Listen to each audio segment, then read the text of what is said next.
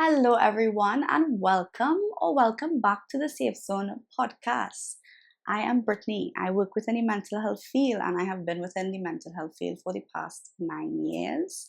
And I have created this safe zone on this podcast to be a space for you to understand yourself a little bit better, understand people, understand emotions, understand relationships, give you some tools within the mental health scope to help you all evolve, grow, heal. And today's episode is none the different. This is episode 2 of season 2. Today we are talking about journaling 101. Why did I choose this episode? For a couple reasons. First, journaling is one of the most cost effective and accessible tools that we have. So when there are particular tools that we know, like again, let's say if I say a guided meditation is a good tool to use, guided meditation is a good tool to use, yes, but that requires you to access a guided meditation, to be able to plug it into your ears, to be able to put it up on a YouTube channel or on another platform, or be able to attend a guided meditation. Whereas journaling has no cost attached to it and it is accessible to you regardless where you are and what you're doing. I also realized upon my own research a couple of years back when I really dove into journaling that journaling is a tool used by a lot of intelligent minds. So why would we not want to use the tools that very intelligent minds use? We're also going to learn about those intelligent minds later on in this episode.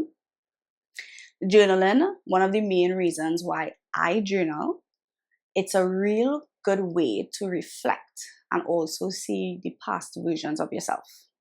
So I started journaling as I always tried it when I was younger. You get a new book, you write a couple pages, you never see that book again, or you use it for something else. I started consistently journaling, and by consistent, I don't mean every single day. I started just using it as a tool and as a frequently used coping mechanism since 2017. So I am able to go back in my 2017 books and see what Brittney was thinking, what goals she set, what struggles she was going through, what her relationships looked like at that time, and get a little peek into old me from my perspective and my words, not somebody else's perspective of who I was at that point in time. That's a main reason why I continue to journal, because I see it's such a good peek into different versions of yourself.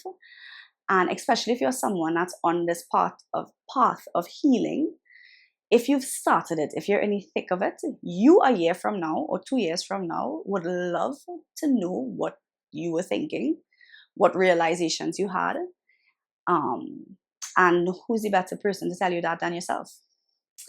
And last reason why I think this journaling 101 episode was worth it, I do think there's also a very limited perspective on journaling and how to journal and the rules behind journaling. And I think because of that, a lot of people shy away from it. So my hope is that at the end of this episode, you're able to see it a little bit more realistic, flexible, and you're able to incorporate it into your self-care routines and your coping mechanisms and your stress management in a little bit more authentic way to yourself. Yeah? Okay, so what to expect within this episode? We are going to talk about a brief thing on what exactly is journaling, on who are the intelligent minds that journaled, and also how. We're going to talk about lots and lots of different methods and ways to journal. And again, hopefully you can see it's a lot more applicable to your life when you see those different ways than just the way we normally do it, which is their journal or their diary. Today I did. There's a lot more other ways to use journaling. So I'm hoping that I can widen your awareness so that you're a little bit more open to it as a coping mechanism. It's not the only coping mechanism to use, but it's a healthy coping mechanism to use, and it's a good outlet. Yeah. And with that outlet, I just want to stress again that we need outlets. We need places to get our thoughts out, our emotions out, energy, thoughts, feelings, all of that. We need spaces to get it out, or else it stays in us. and manifest into very reactive personalities, emotional outbursts, aggression, and even physical symptoms of tension. And I'll go a step further to physical symptoms of inflammation, autoimmune diseases, etc., etc. A lot that manifests within the body that has not been addressed on a mental, emotional space. Yeah? Okay. What exactly is journaling from my perspective? It is a record of your thoughts, your life, activities, experiences, memories, emotions, thoughts, and so much more. It's your own personal historical record of your life, in essence. I think everybody should write a book. Even if you don't think that you have lived how to say enlightened life enough to earn your right to write a book. I think as you go through life and as you mature and as you get older, you learn so much about yourself. You learn so much about life. You learn so much about, you have so much realizations. You know, as you get older, you learn stuff, you understand stuff. And there's a saying that goes, when an old man dies and a library burns down. And I think if more people took the time to write a book in their life and at least leave behind something of what they learned in this life, then other generations could stand on our shoulders and not have to learn similar lessons or gain the little nuggets of wisdom that we gain throughout our life. So even if you're not going to create a whole book, things like your journal can also be your books.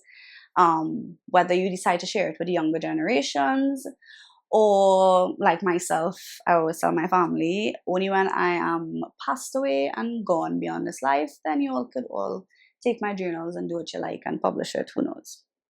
Yeah.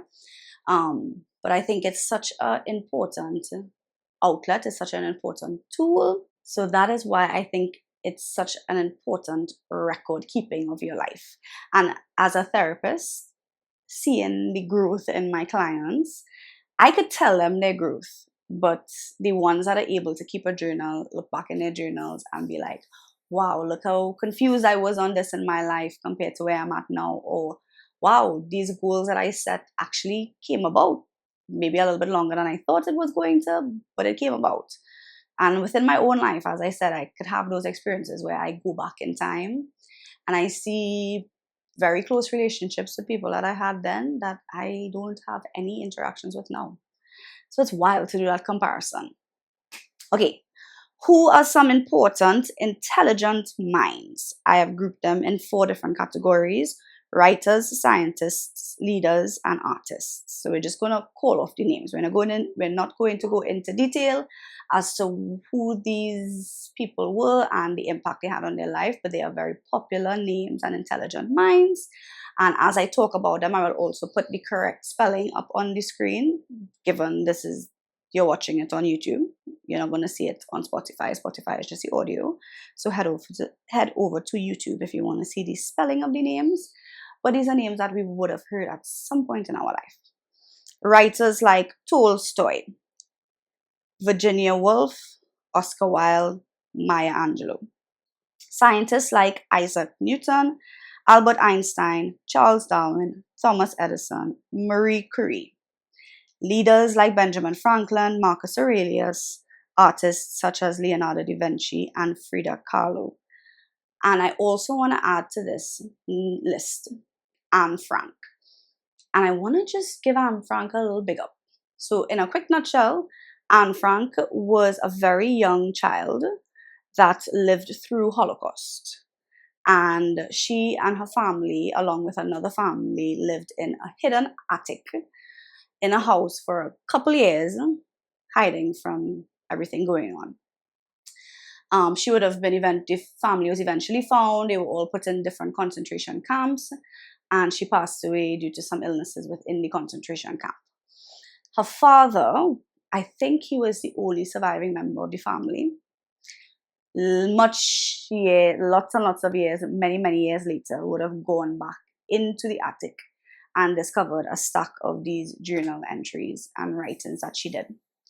And there's a saying, I was supposed to search this up before I did this, but I didn't. There was a saying that we know often now, it is people receive more flowers when they're dead than alive because guilt is stronger than something. Or grief is stronger than something. Grief is stronger than love or something. I really should have done the research, but it's fine. You do your own research. Anyway, that is a line that came from Anne Frank. Now, when Anne Frank would have written that diary of Anne Frank, because it was published and I read it, you're talking about a 9-year-old writing. And again, profound realizations, just a peek into her life and her life experiences. And even from then, again, known quotes, one-liners, two-liners that carry on and carry on and carry on. And when I read that book from Anne Frank, that's when it kind of hit me of the importance of journaling and how impactful journaling is. And I'm pretty sure Anne Frank was not writing that journal. I don't know. Who knows? But I would think that she was not writing that journal thinking that it was going to be published and sold all over the world. And that's exactly what happened. So after I read that book, I had a very different perspective on journaling, and I committed to keeping a journal as a healthy coping mechanism that I often reach for. So those are the who's of the people that journaled. Yeah. Now we're going to talk about the bulk of this episode, which are the ways that you can journal. We're going to talk about a lot of ways to journal, right? Some of them we're just going to briefly touch on it. Some of them I'm going to actually illustrate and show you how they go. So these are different ways that you can journal, because we have a very narrow perspective on keeping a diary or keeping a journal. And I think that that by itself doesn't work for all the minds and personalities or different uses. That if you use different other versions or ways to use your journal, you can apply it more to your life. So these are ways that you can use your journals, ways that you can write, styles that you can write. Gratitude lists or gratitude journals. Gratitude lists can look like making 10 bullet points in your book and listing 10 things you're grateful for. It can also be starting every journal entry that you do or ending every journal entry that you do with a list of 3 things that you're grateful for. I tend to reach for this when I feel like life is heavy and I'm in the middle of a lot of challenges and I am just, my mind is telling me that life is way too hard, it's too unfair, or there's just too much stress. And the reality is that any given moment of our life, there's an infinite list of things we can be grateful for. Wherever you are right now in your life listening to this podcast, I'm pretty sure you have some level of stress going on. Regardless what is not working out, what is happening, the challenges that you're facing, the stress that you're facing, I would like to think that you have a healthy spine, that you have 2 eyes that work, that if you're watching me, that means you have a device. That also means you have access to Wi-Fi. That also means that your ears are working, so you can actually hear. Unfortunately, only when we come across people with limitations and handicaps, then we gain a sense of gratitude.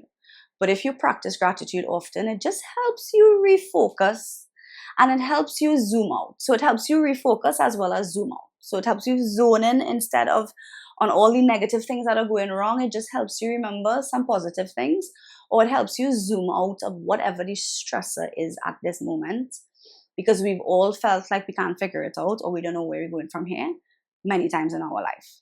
And somehow we do figure it out and we do keep going.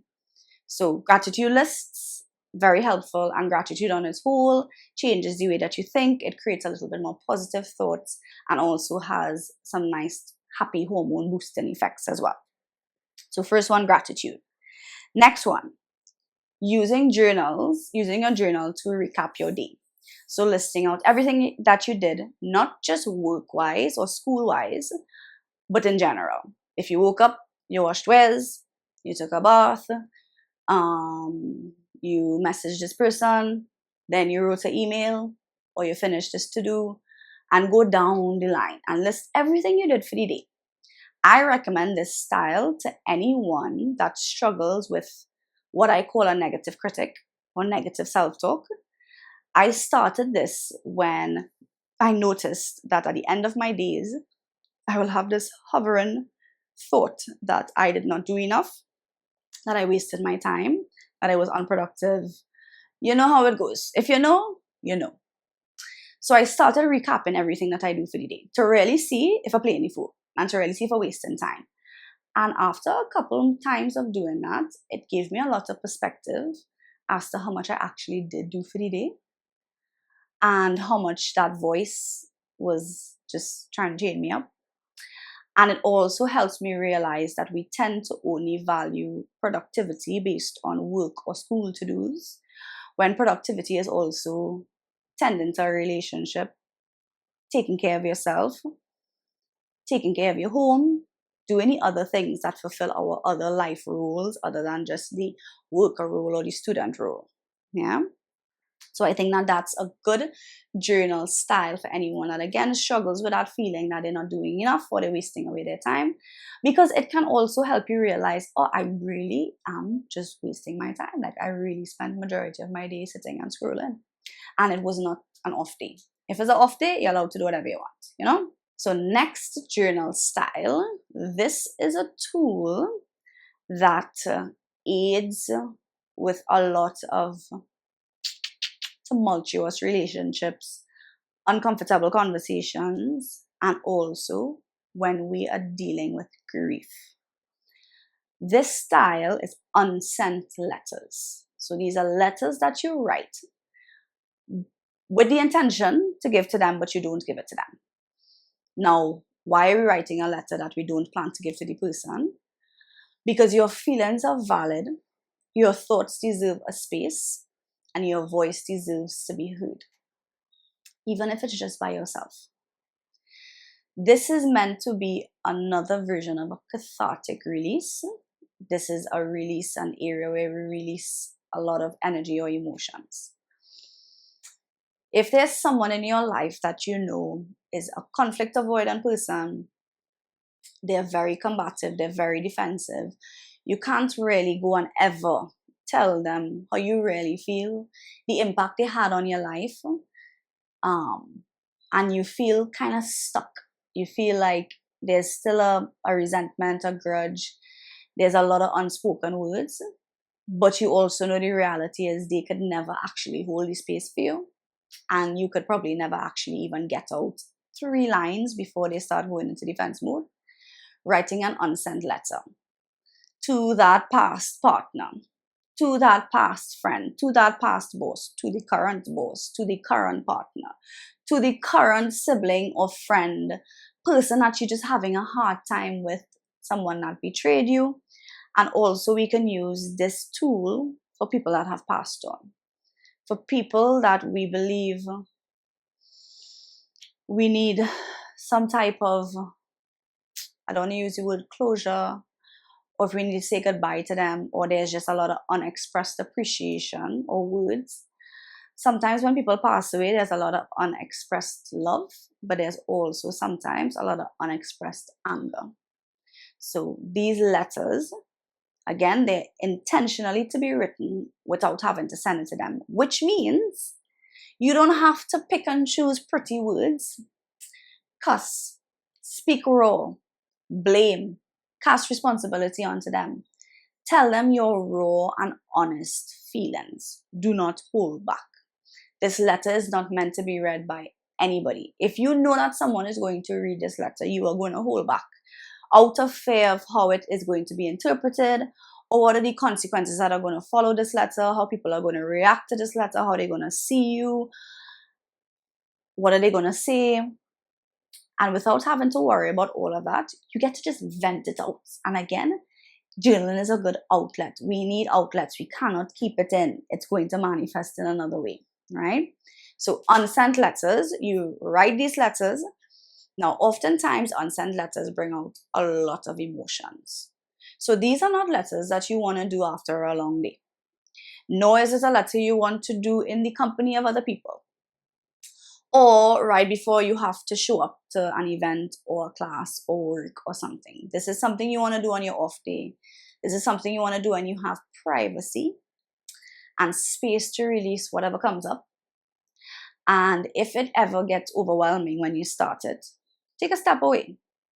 Come back the end of the day, the next week, the next month. Don't rush yourself into it, but bring it to completion. When you've completed this letter, you can choose to, if it's a past loved one, drop it by their favorite spot, their burial site. You can choose, if it's someone that you have a lot of anger and resentment, you can choose to rip it up.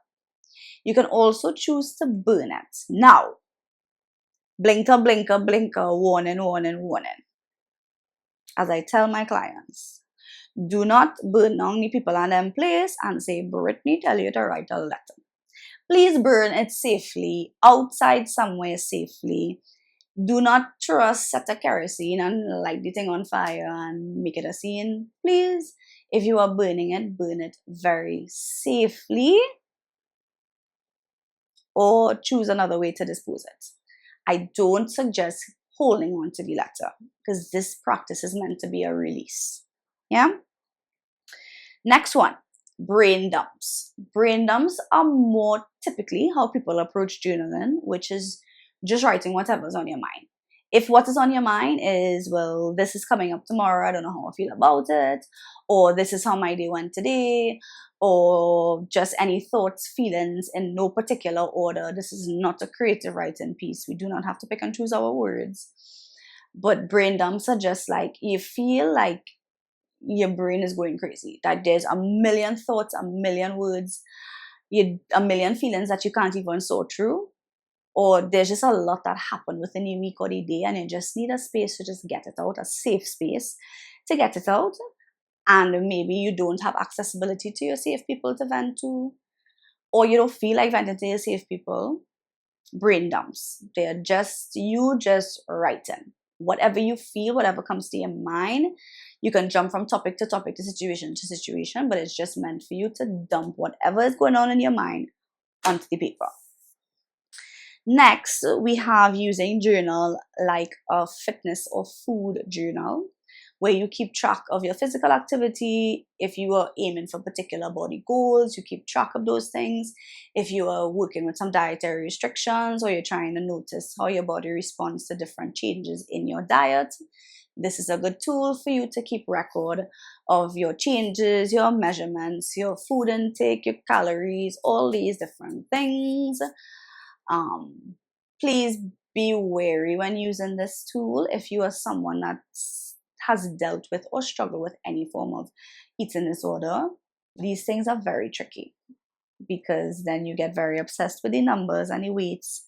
But if you know that you are doing it in a healthy way, or you have particular goals, healthy goals that you're trying to accomplish, this is a good tool that you can use to keep track of those things. However, I do think that I know that there are many like apps or those other things that you can use to track those things, but I'm just throwing it out there. Now, bear in mind, as I go through these different journal entries, you do not have to have one journal for gratitude list and one journal for this and one journal. It's one journal with different styles based on your needs that you have at that moment, and whatever style works best for you. At least that's how I approach the journal. I have many different styles in one book. I don't have many different books. I just have one space, and there's different styles that I will use. Yeah? Okay. Free writing. So free writing is a little bit different to brain dump. It's the same essence of getting out everything in your mind, but it digs a little bit more to the brain, and it does that by, so you either set a time limit or a page limit. So you say, I am going to write this page front and back, or I am going to write in my journal for 5 minutes straight. Whatever the time is, or whatever the page amount is, from the moment you begin writing, you're not allowed to stop writing for more than a second or two. You're not allowed to stop and think and to process and to have lags in your brain. you have to keep writing. Whatever comes to your mind, you keep writing. Even if the first few times you do it, you're like, I am trying free writing and I don't know what to say right now, so I am just writing nothing because I am not allowed to stop writing. At some point, as you go through the writing process, you kind of start to dig away at the shallow surface thoughts, and then deep things, more emotional things, more realizations, things that maybe we've been suppressing start to come up, and then maybe you start to write on that because you kind of have to force it out of you. So free writing is a little bit different than brain dump, because brain dump doesn't have that structure. You can pause, you can look off, you can go you can say, okay, what else I want to write about, and just write freely. Whereas free writing, that pen or pencil stays on the paper until that timer goes off, or until you have completed the pages that you allot yourself. Next, we have morning pages or intentions. This is basically writing in the morning. This is strictly, or not strictly, but using your journal on a morning. This can be just whether you want to do your prayers or you want to set intentions for your day.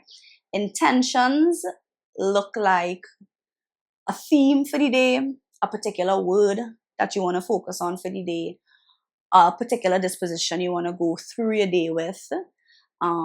It's some focal point or essence or theme or something that you want to intentionally put in your day or go about your day with. So as I said, it can be a word if you want to, your intention for the day is calm, or your intention for the day is to move through the day with some trust, or your intention for the day is to emulate peace, whatever your intention is. But it's like a how or a why type of question. Yeah. Another way that you can use journals, you can use it as a space to write positive affirmations or positive words. Again, this is something for anyone to use, but I'll also recommend it to someone that has a struggle with this inner critic, this negative self-talk. If you are trying to input more healthier beliefs into your mind, you're trying to change how you view life, how you view yourself, how you view your body, how you view your potential, how you view anything, you can use journals to do it. Now, I did an episode on positive affirmations. What episode was the positive affirmations, boy? Let's take a look. Let's take a look and see when positive affirmations. It was in season 1. Positive affirmations was episode 7. And I spoke a lot about why positive affirmations work, tips on using positive affirmations.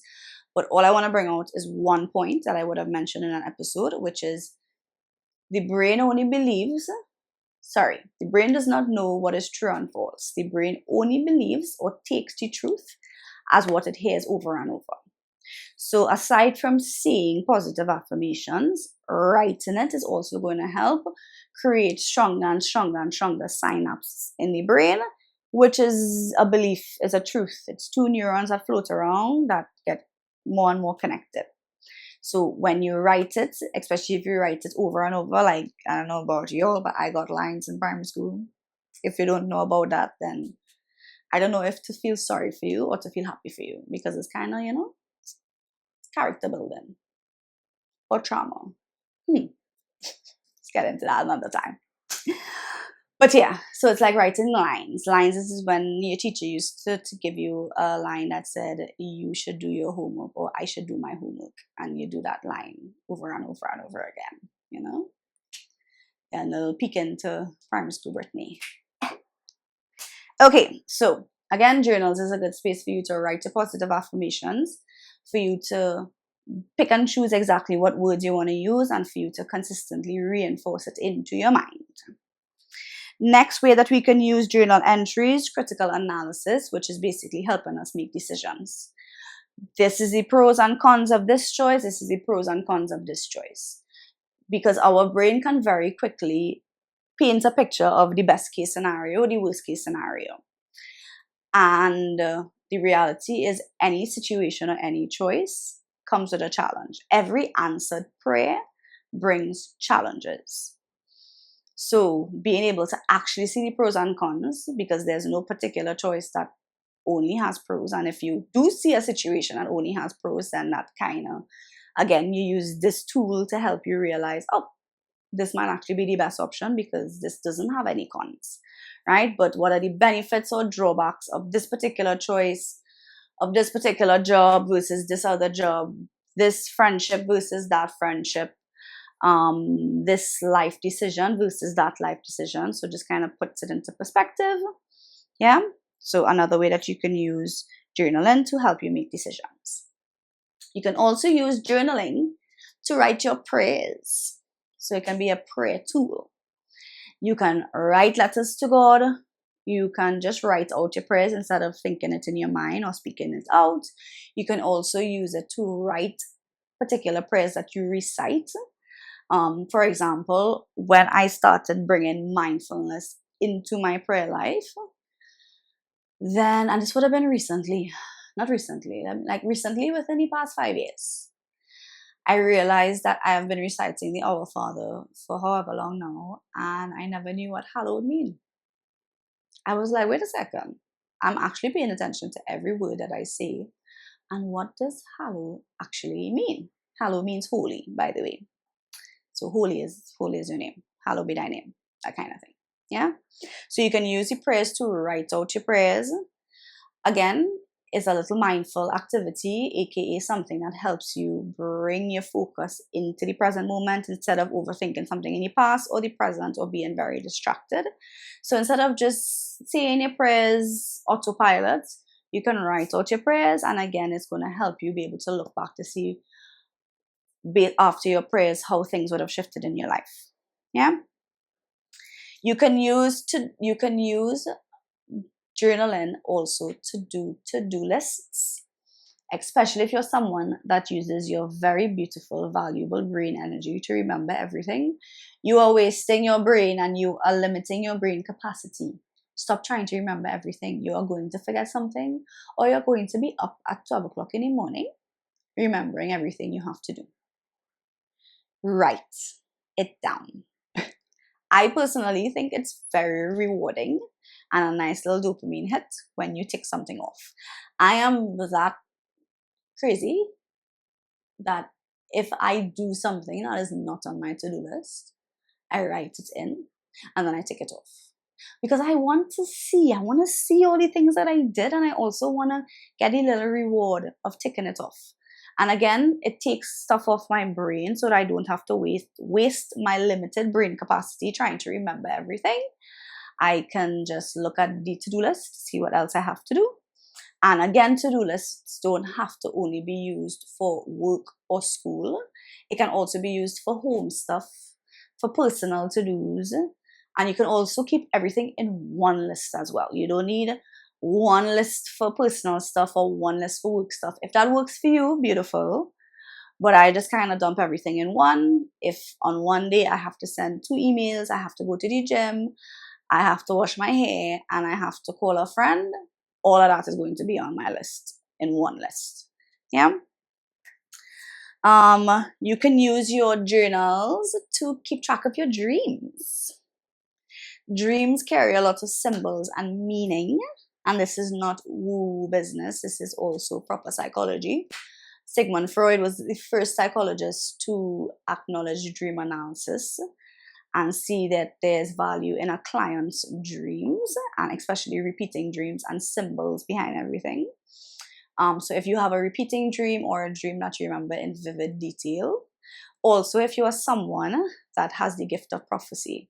I know this sounds really weird, but to a significant cohort, it's not going to sound weird, because I have come across, again, a significant amount of clients. Firstly, I always say lots of prayers behind my clients, that the right clients come to me, and I see my work as being a disciple of God. And I hope that all the people that align with me, whether it is in a client meeting, a guided meditation, in a workshop, in a podcast, that you do not come across me just by chance, and that God works through me as a vessel, right? So in saying that, all that, I have come across a lot of clients that have shared that they dream things before they happen. and that's a gift of prophecy, right? So if you are someone that you dream things before they happen, whether it's the exact situation that you dream or different versions of it, even more reason why you should keep a dream journal to help reinforce that you do actually have this gift of prophecy. Now, as much as dreams carry meaning, what you watch or read, what you take in right before you go to sleep is going to have a significant impact on your dreams. So I have a friend that came to me and she was like, Brittney, why do I keep dreaming that somebody's going to shoot me?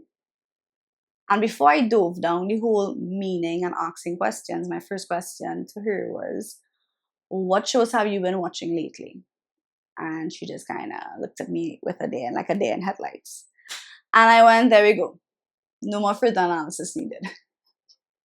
So as much as dreams do have impacts, again, what we watch before we go to sleep, especially right before we go to sleep, is going to have a significant impact on our dreams as well, right?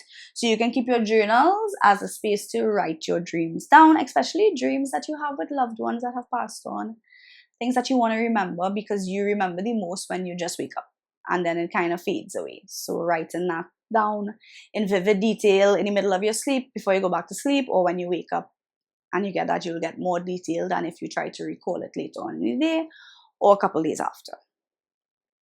Last couple ways that we can use journaling. You can use journaling in a creative way, because there's sometimes I don't want to use words, but I might want to draw, or I might want to just doodle, or I want to do symbols, or I don't know, anything. So you can, if you're a creative, abstract mind, you can also use journals as a space for your creativity, where instead of writing how you feel, you draw how you feel, or you think about if I could visualize what I'm feeling or what I'm going through, and you can draw that out. Again, it's another mindful activity. It's another outlet for your emotions. And another way that you can use your journal. So you can also use it creatively, where you draw. You can also, in this creative space, even if it's not drawing and actually is words, you can write songs, you can write poems. Writing poetry, especially rhyming poetry, is a very good meditative tool, because you are not thinking about anything else when you are trying to think about what rhymes with boy, toy, coy, loy. And you're going through that, you're not thinking about anything else. And that's the aim of meditation. Yeah. You can also use journals to reflect on a particular saying that stood out to you, a particular realization that you had, a particular scripture that you came across. You can write it, and then you can write your thoughts on it, or you can just write the scripture or the line or the poetry or the song. But if there's something that stood out to you that you feel like really deeply resonated, you can write it down and then dive into what it made you think about, what it made you feel, and what it means to you. Last 3 ways you can use journaling. You can use it to write your goals, which I've mentioned before. Write your goals down. Every end of year, I write every end of year, beginning of year, I write a good couple goals for the new year. Not every year I accomplish all of them, but for example, the beginning of this year, I looked back on my goals that I set at the beginning of 2025, and I actually accomplished a few of them. Some of them I planned, for example, getting an admin assistant. I had that set to start the year off. But some stuff changed financially and all of that. So obviously before I hire someone, I have to make sure I can consistently pay them. So a goal that I set for the beginning of the year, I didn't accomplish until August. But it was accomplished. So using your journals to set your goals, you can set short-term goals to me are goals that you want to accomplish within a week, a month, or 3 months. Medium-term goals are more like 6 months to a year, and long-term goals are more like years later. Now, your timeline is your timeline. What you see as short-term, medium, long-term goals, that's completely up to you. And I will also say you can also use the SMART acronym to help you set goals as well. Do I remember what the acronym stands for? Specific, measurable, attainable, realistic, and time-sensitive. Oh my gosh, I am so impressed. As a little POB. in you. Yeah. So you can use it to set your goals and have a little look over to see what you accomplished and what you didn't accomplish. And there's also a lot of power behind the written word. Yeah, but as a conversation for another time. So writing on your goals may bring it into being a little bit faster. Last two, inner critic. If you deal with this negative self-talk, I keep bringing it up in this episode. If you suffer with negative self-talk, if your self-talk is often very mean, harsh, negative, critical, being able to actually write it out and see what you're telling yourself might put it into perspective. It can also help point you towards what are the positive affirmations that you should use as the antidote for these particular beliefs. You can also write this negative self-talk and dive into where did it come from. Because your inner critic, your negative self-talk, didn't come from anywhere random. It came from past bullies, critical parents, critical aunts, uncles, teachers, people that said stuff to you over and over, older siblings, people that said stuff to you over and over and over that is now playing over in your mind. So writing out these what are the top 3 negative things that you say to yourself most often, and thinking about where have I heard these things before and being able to pinpoint them. And lastly, this one comes with an illustration. I don't know where I thought about this, but I did. Meta-awareness. This is not the name of the journal entry. The journal entry type is thought bubbles. Let's start with that. Thought bubbles. The intention behind this journal style is to practice meta-awareness. Meta-awareness is a very fancy way of saying observing your thoughts. We think a million thoughts every day, or at least I do, and we don't stop to kind of observe what the thoughts are. What are the repetitive thoughts? What are the things or people or places that keep up real estate in our brain that we may not want there? So thought bubbles look like so. So thought bubbles are visual representation of your thoughts. So we're going to do a little quick one for myself, right? So what am I thinking about right now? I don't know why. I was thinking about Frida Kahlo. You can write out the names. I think I should get up and zoom into here. Right. Focus. Beautiful. So you can write out the names or you can write abbreviations. Completely up to you. Right. So Frida Kahlo, that's what I thought about just now. I just thought about Anne Frank. I just thought about my grandmother, whose name was Anne as well. I just thought about my grandfather, whose name was George. I just thought about my sister because we got a matching tattoo for our both grandparents.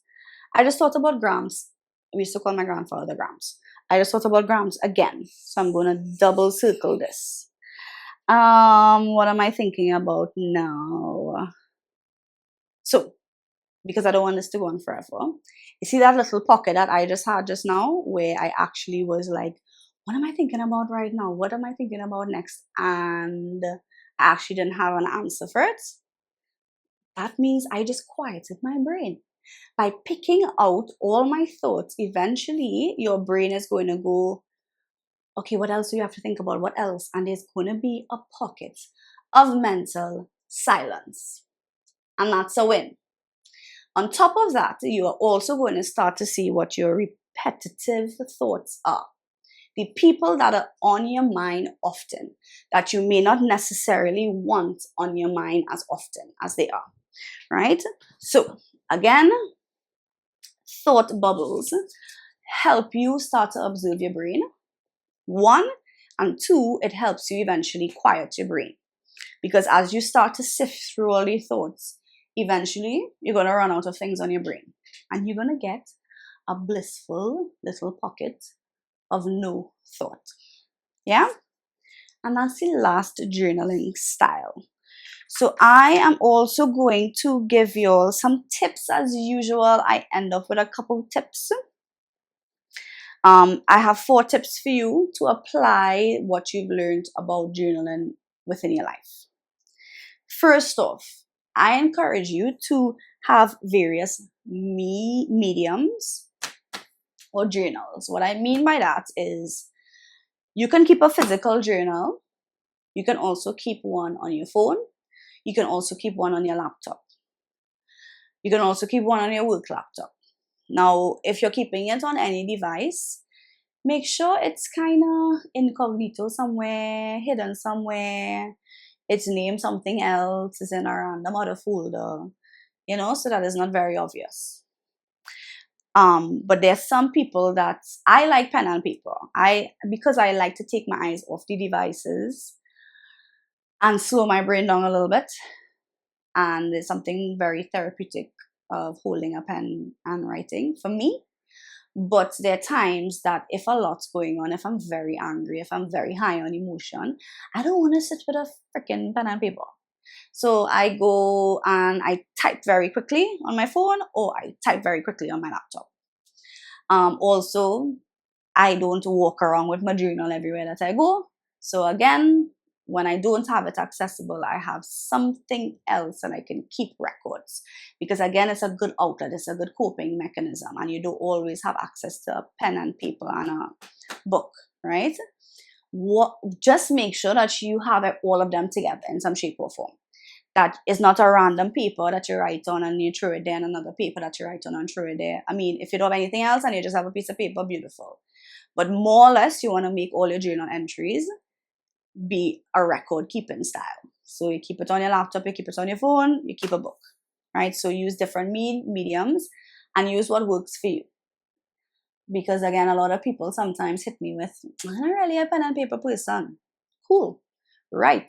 Also, if you don't want to type and you don't want to write, you can also keep video journal entries or voice memo journal entries, where you just record what your thoughts are and feelings are, or you put up a video and you record what you're feeling and all the different thoughts. You can delete it, you can keep it, completely up to you, right? But it's a verbal tool. So verbal means written or spoken, right? So various mediums. Second tip, release perfectionism with journaling. You do not need to write and not make one mistake. You do not need to write legibly. You do not need to write and make sure it all makes sense and conclude all your points and introduce the next points. It is not a creative piece. This is not to be corrected. This is a space for you to be free and authentic. So release the perfectionism and also release this thought that you have to journal every single day. There's going to be lots of benefits of you journaling every single day. And there's some of the great minds that I listed that's how they use their journal. They used it every single day. It's going to be a fantastic tool for reflection and introspection and self-regulation. There's so much benefits. But you don't lose benefits if you not do it as frequent. There are times that I have used my journal every day for a span of time, and then there are times that there are 3-month spaces between my journals. I also encourage you all to date your journals, right? Write the date so that you can go back and reflect and actually know what year, what day, what month. If you want to go as far as what time that you wrote that journal entry. So release the perfectionism. You don't have to do it daily. Just date it whenever you're writing. Next tip, you do not have to reread your journal entries.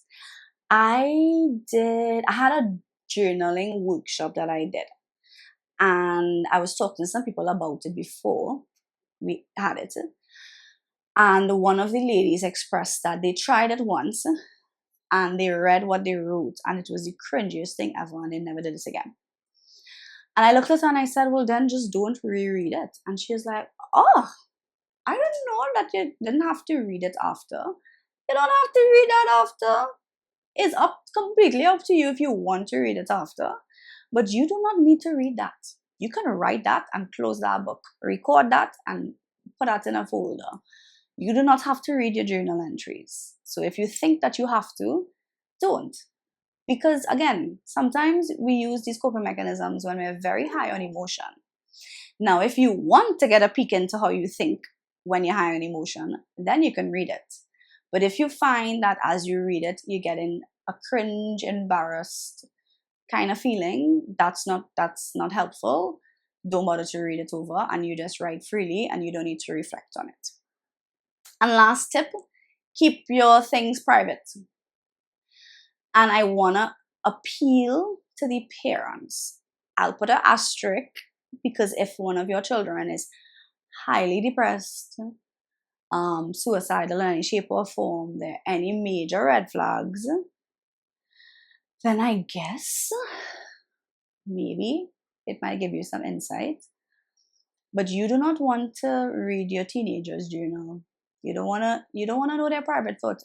When you were a teenager, you wouldn't want people to know what you were thinking and feeling, especially if you're using your journal as a space to release emotions and be honest and raw and real. And when you're at 100, you're writing these things to bring yourself down. Please protect the privacy around journals. If someone is aware that somebody read their journal, it's a huge violation of privacy, and it's such a destroyer to trust. And then it breaks down their trust in the coping mechanism, and then they don't use the coping mechanism out of fear of somebody else reading it. If you know you have nosy people in your life, do not use something that looks like a journal. Use a random copybook or something that people are not going to think is that important. Make sure and hide your journal. If you have something on your phone, make sure it's password protected. This is your space to be raw, real, and intimate with yourself. So please do not read people's journals. Please don't. Keep your things private. And again, if you know that you are around people that are very nosy and cannot respect boundaries, don't even tell them that you do in your journal. Do your journal when they're not around, write in it when you're not around, or keep it in your workplace instead, somewhere else instead of home. If it's home, has the nosy people. If it's work, don't keep it at work, keep it at home. Yeah? And that's all the tips for today. Now, at the end of every episode, I do a few things. I do two things. One, I'm going to put up now some journal prompts or suggestions and activities that you all can do beyond this episode to help further apply what we learned in this episode. I'm going to put that up now. You're only going to see this if you're watching on YouTube. So if you want to see this, you can jump over to YouTube and skip to this point of the video and see what I have put up. Because I also do a meditation, I would love to guide you all through a little mindful moment before we go. Now, very big warning for this mindful moment. You're going to need to be able to take your eyes off of wherever you are focused on. You need to make sure that you are safe. So if you are not in the ideal setting to take your eyes off the road, if you are driving, do not do it. I say that again. If you are driving, do not do it. If you're in a public space that you do not feel comfortable, not being aware of your surroundings, do not do it. You can pause this episode and come back to it another time when you're in a more suitable environment. Yeah? Also, this exercise that we're going to do is very calming to the nervous system. It turns on your vagus nerve. I will put up a little snippet from that episode, just a little image. I did an episode on vagus nerve. I can't remember which one it is, but it was in season 1. In that episode, there's a link to a bunch of these exercises that help turn on your vagus nerve, aka it down-regulates your nervous system. It takes you out of the fight, flight, freeze, fawn mode and puts you into the relax, digest, feel calm, slow down, calm the body mode. It's very effective. It's so effective. This is something that you can use to help put yourself asleep. Okay? So make sure that you are somewhere that you can take a pocket of relaxation. Yeah? Okay. This is an exercise that is meant to turn on the vagus nerve. And it was created by a doctor called Rosenberg. Rosenberg is a big person in the mental health field. they created this exercise to help relax the body and the nervous system. It's called half salamander. In the link that I will put in the caption, they're going to have different variations for you to do on all fours and also lying flat. This is the variation for when you are sitting down. So those that are lying down or slouching, please bring yourself to an upright position. We're going to start off first with bringing your palms onto your thighs, and I invite you to close your eyes first. Just allowing your awareness to come within. Our sense of sight is our most stimulating and distracting sense. So when we are able to bring our awareness inwards and close our eyes, it shuts off a lot of distractions.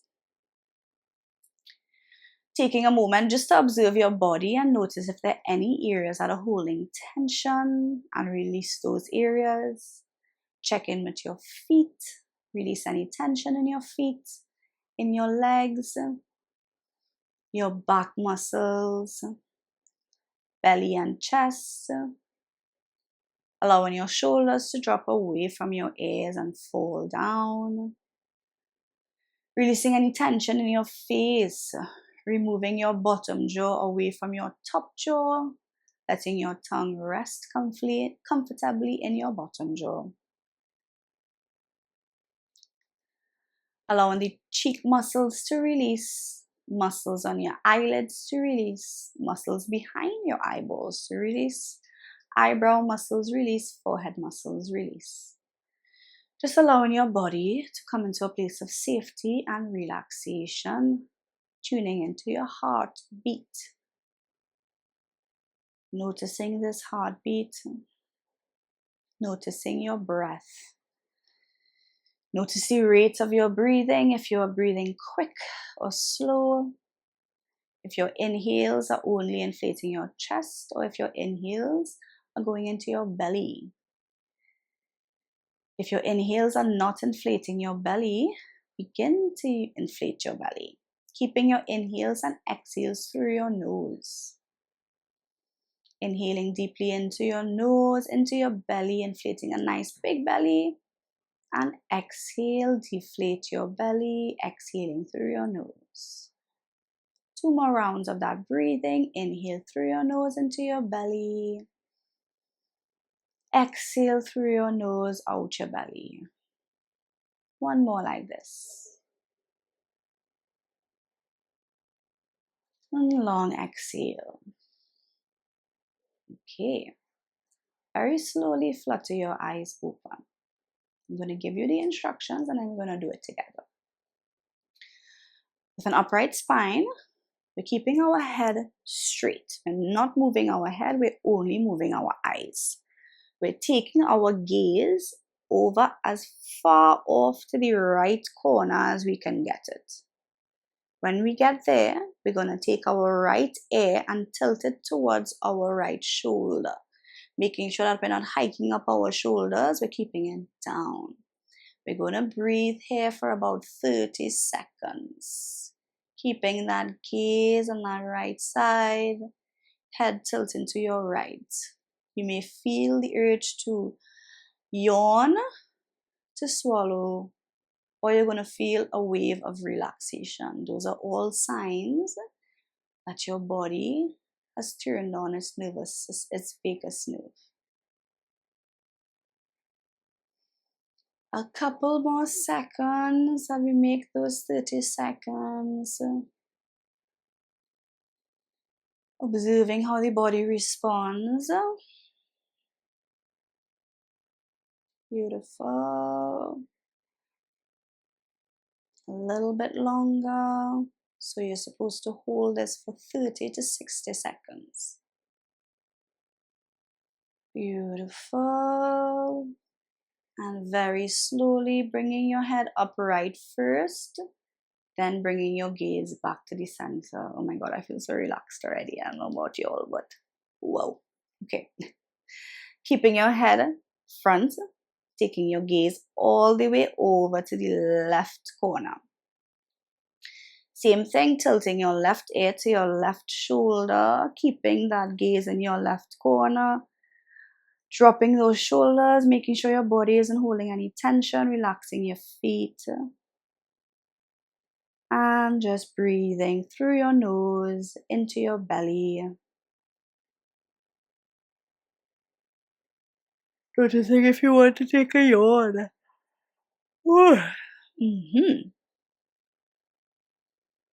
Staying here for about 30 seconds. We have a little bit longer again.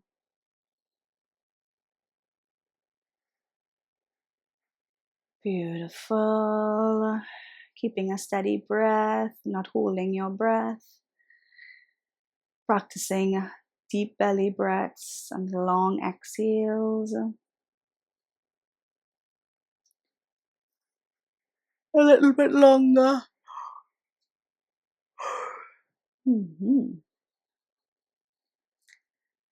And we are very slowly bringing our head upright first, and then your eyes come back to center. Take a little moment. Keep those hands on your thighs. Close your eyes back down and tune into the body. Checking in with your heart rate, with your breathing rate, with the level of peace you feel within. And when you are ready, fluttering your eyes open. Isn't that effective? If you tried that and you felt some type of way, comment below and let me know. I literally stopped practicing that in sessions with clients because they just want to fall asleep after. But it's a really effective exercise, and as I said, there are different variations of it. There's a full salamander, there's a basic exercise as well. This one is the one, this half salamander is the one that is that you do when you're sitting down. Again, this was developed by a scientist that did lots and lots of research behind the vagus nerve, this calming side of our nervous system, this vagus nerve that is very connected to our eyes, to our neck, to these areas. So all of those movements are ways that help stimulate this vagus nerve. And when that vagus nerve is stimulated, our body calms down, our breathing rate goes down, our heart rate goes down, our body temperature goes down. Even digestive fluids go into our belly so that we stop feeling an anxious tummy. Inflammation goes down, increases the production of stem cell production, and so much more good things. Yeah? So that is all for our episode today. I hope you all learned something. I hope you all give journaling a try. Now that you see it a little bit differently, with a little less rules and a lot more area for authenticity and flexibility. Yeah? It's always an honor and a privilege creating this safe zone for you all. Thank you so much to those that enjoy these episodes, and for those that are loyal listeners, and for new listeners, please share this episode or any other episode with someone that you think may need these tools. And I will see you all here next month again. An episode is released every month on the 11th at 11:11 a.m. Trini time. If you have any requests for topics, for tools, anything like that, feel free to drop me a message or comment below. And I will see you all here on YouTube or Spotify soon again. Thank you all for watching, and I hope you have a great and peaceful rest of your day or night. Bye, guys.